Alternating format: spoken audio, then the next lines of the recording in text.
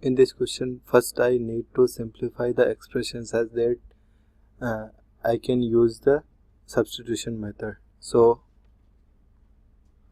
first I need to simplify it.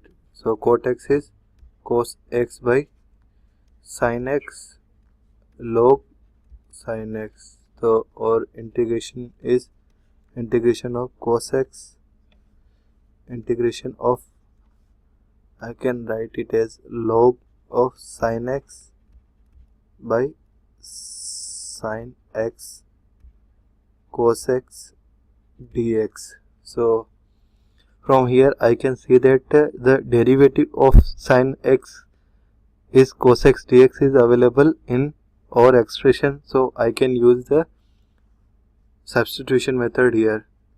So if I substitute sin x equals to t, then its derivative cosx dx will equal to dt.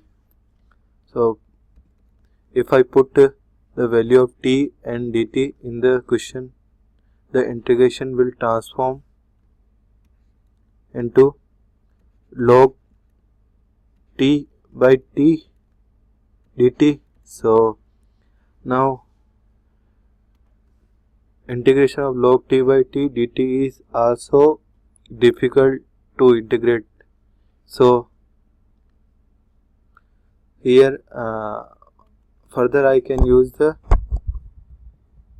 substitution method, since derivative of log t is 1 by t is given in the our expression. So let log t equals to y, then its derivative 1 by t dt equals to dy. So if I substitute the value log t and 1 dt by t in the expression, the integration will transform in y dy, and it's now I can easily find out the integration of y dy, which is y square by 2. So since y square by 2 plus c is the integration constant. Since y is log t, so log t by 2 plus c, and value of t is also equals to sin x. So our final answer is log sin x square by 2 plus c.